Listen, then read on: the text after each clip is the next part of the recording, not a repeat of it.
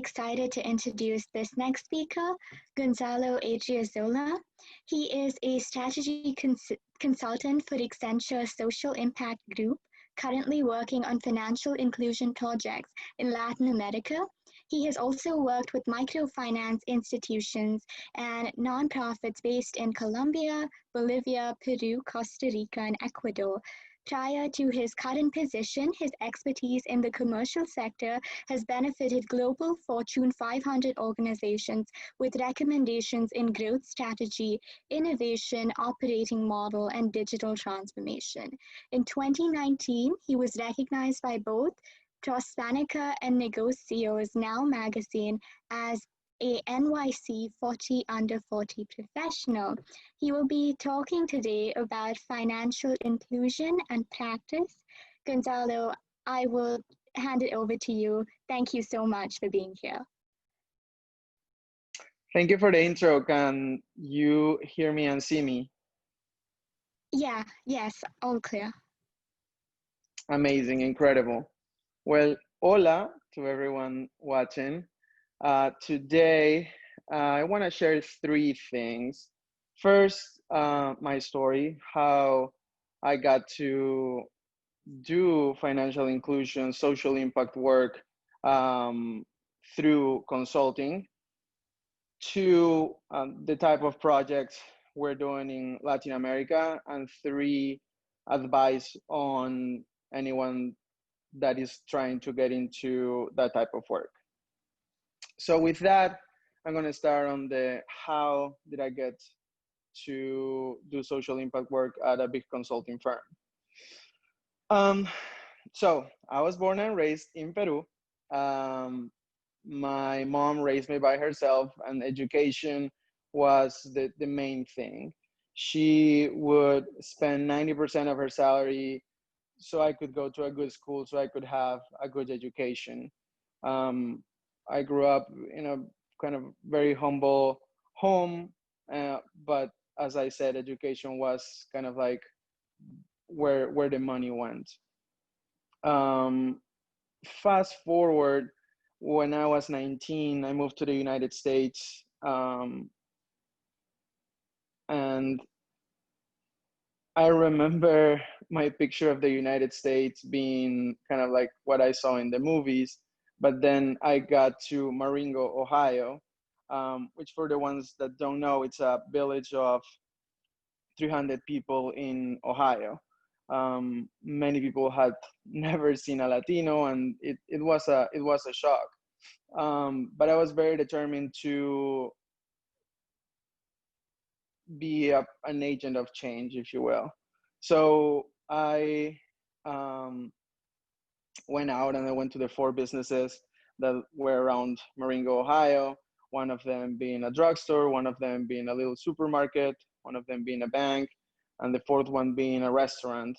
And 3 of them told me no. The bank told me no, the grocery store told me no, the drugstore told me no, but the restaurant, the lady who was the owner said, well, I need to cut a lot of chicken tonight because tomorrow we're going to a festival.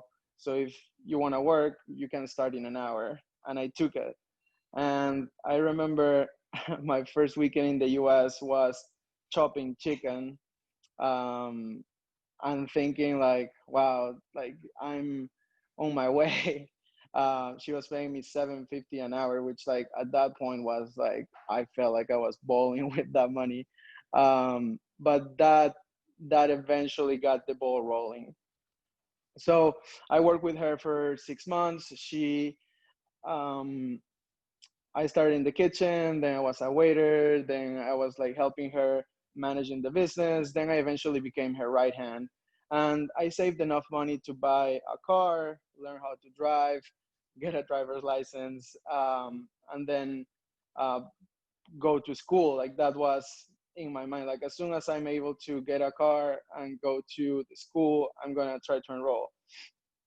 So I went to the campus of Ohio State, and in Peru, when you need to get something done, you just go and they tell you what to do. They tell you what paperwork to bring back. But here they just told me, oh, everything is online.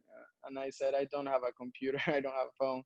So they eventually helped me out. They printed out everything for me. And I realized I needed to take this thing called ACT. Now, when I came here, my English was not very good looking. Um, so it was a hard test for me to kind of like, one, like know the material, but two, like really know what the words were trying to say. So I didn't get the highest score in that test, but I was able to get into the regional camp of Ohio State with the intention of transferring to the business school after 2 years. Um, so I did exactly that, and in the meantime, I was crowned homecoming king of my campus. Um, I found a job. I was working in a bank, and I also was part of a few student clubs. So my day on those days would look like wake up at 5, leave at 6 to go to the bank, get to work by 7:30, stay in the bank until 5:30, then drive to the regional campus of Ohio State, then take classes until 10 p.m. And that was my life for 2 years until I was able to move to the main campus of Ohio State. And then I was kind of in a world of opportunity. I found all these like clubs for people that were interested in social impact and people that were interested in entrepreneurship and people that were also Latinos that were in business, people that were Latinos that just wanted to do leadership. And I got involved in all of this right away. And I think this is what shaped kind of like my journey. I I'm from like no one in my family have degrees or have ever had a white collar job, so I didn't even know what was the possibility. Um, I ended up going to a conference for Latino professionals um, through one of these organizations, and when one of the main speaker was this consultant who is a managing director at a big company, and I was speechless when I saw him. He was passionate, he was funny, he was articulated, like he was everything I aspired to be. And as soon as he finished, and he looked like me, well, that's really important. um, so as soon as he finished, I went to him and I said, how can I be like you? And he said, professional services firms, all they have is people. So they will spend all their money, they will do everything they can to make the best of you because they sell you. And that really resonated with me, and from that point on I knew I wanted to do professional services. Now my major was marketing and international business, so a lot of the big fours didn't really want me. They wanted more of an accounting and finance major. But if there's one thing about me is that one, I'm persistent, and two, I love people. So I I love to network. I go to a lot of networking events, and I just love meeting people. And eventually I was able to get interviews with a lot of consulting firms. And even though I didn't make it on like my first tries, when I was applying for internships, I was able to make it for my senior year. So before I graduated, I received an offer from Accenture, specifically the strategy arm of Accenture, giving me an offer for their development program for analysts. I was super happy. I showed my mom the offer. She couldn't believe. We both cried. We both danced. It was one of those moments where and we, finally could see like the reward of all this effort and sacrifice that we've had for all these years. Um, I'm making this story so long. But I started working in consulting in 2016. I started in Chicago, and mm, I I always knew that I wanted to have impact. I always knew that I wanted to give back, and I always knew that I wanted to do it in Latin America. This, I, I came here when I was 19. I grew up in vulnerable communities. I grew up seeing micro banks like really opening the door for people that had no option, right? So this was important to me, and this was in the back of my head all along. But um, I needed to get my kind of like my tooth sharpened with big companies. So for 4 years, I worked doing a strategy consulting for commercial clients. I work with huge tech companies, with insurance companies, with banks, with chemical companies, with oil and gas companies. And the thing about consulting is that you get to, one, answer a problem that is on the strategic agenda, that they maybe can answer on their own, but they cannot answer it in the time they need. So you go there, you need to really quickly understand the industry, really quickly look at the data, start making assumptions, and then have conversations with them to try to validate whatever you're seeing, and then come up with solutions that are actionable that they can actually implement. So to do this for 4 years in different industries with different teams, kind of really made me a good consultant, a good business professional. Um, and while I was doing that, I was volunteering with the social impact team of Accenture, which is called Accenture Development Partnerships. So Accenture Development Partnerships, all the work they do is at a neutral price. So they're able to work with nonprofits around the world almost for free. Like, we as consultants that go and work for these projects get a salary cut. Accenture makes no margin on it. So they only charge whatever price there is to make it even. And we're working with organizations in 120 countries. And this was like a big selling point for me joining Accenture. So since I started, as I was doing my commercial work, I was also volunteering with these Accenture Development Partnership teams. And I would help them with anything they needed. If they needed research, if they needed me to just go and plugging numbers into Excel sheet, if they needed me to format a slide, like anything they wanted, I was there because I knew that was building a brand for me in their eyes. And when the right opportunity came, they would pick me.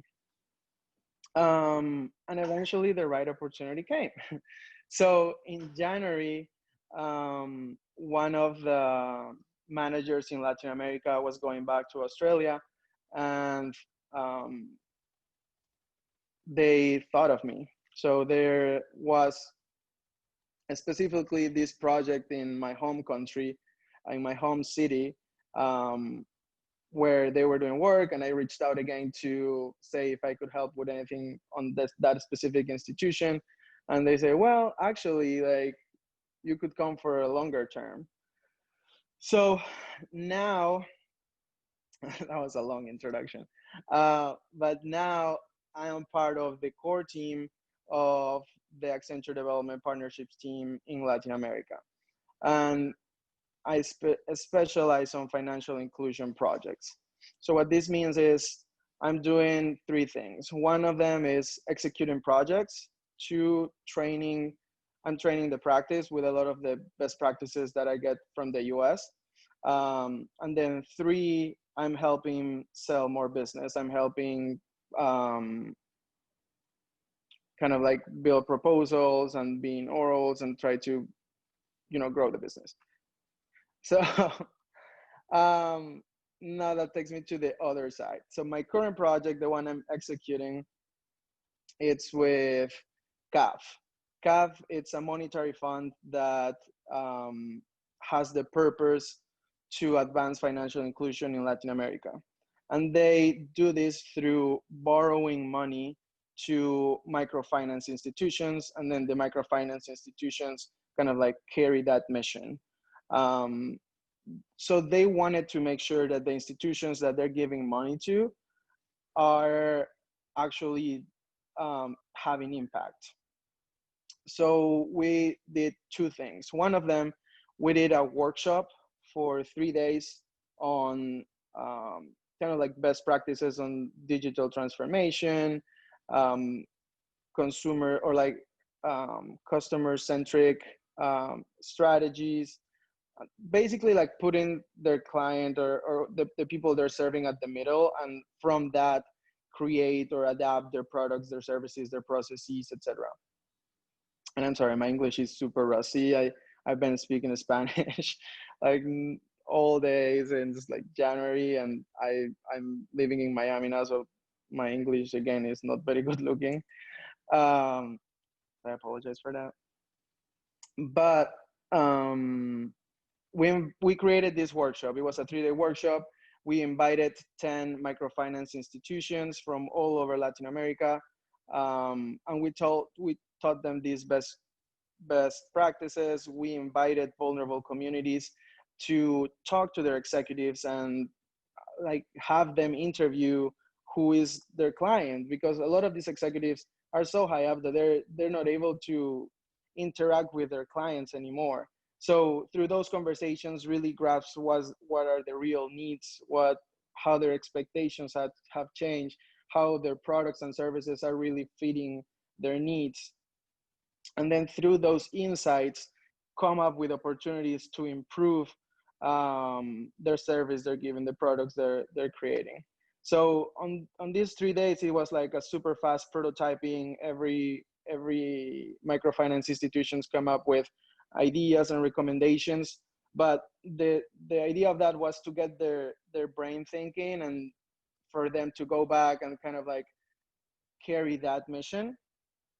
But we selected four where we went and did one-on-one consulting. And the idea before COVID was to go for 1 month to each of these countries and really be there with their executives, go to the communities and get, more insight and get more recommendations, give them a journey map of what they need to do after we leave. But since COVID hit, right when we were about to start with the first institutions, we started doing this remotely. And to be honest, we were super worried that this was gonna work, because the main part is to get interviews with vulnerable communities, right? Like interviews with their clients. But we were able to do it through WhatsApp. Our assumption first was like these vulnerable communities won't have phones, but they do. And they are quite knowledgeable of how to use it. So from a client experience perspective, what we did is we scheduled 10 interviews, and we had 3 kind of like video calls with them, kind of like this, where we would ask them about who they were, what were their aspirations, kind of like their hopes, their dreams, how do they spend money, um, what has really helped, etc. And then we also had this thing called digital diaries, where we will ask for pictures of like something that represented a dream, something that represented a goal, something they're really proud of. And through all of these interviews and digital diaries, we were able to come up with insights. And these insights we presented to the board of this institution, and then we prioritize which insights they felt more aligned with their vision. Um, After we prioritize these insights, we created recommendations based on these insights. And we just finished today the first institution. And I mean, I cannot really share the specifics of the recommendation, but the look in the eyes of the board of directors, of the C-suite executives, of the kind of like day-to-day people that we work with was unreal. I think in the commercial world, I've never felt more fulfilled of doing a consulting engagement. And what this means, right? So like with the recommendations, they're gonna be able to, I'll share a little bit, serve their client better and understand that it's not only one type of client they're serving. It's each client has individual needs and aspirations, and they need to consider that. So one of our recommendations was to do segmentations and do create products regarding like that address those segments.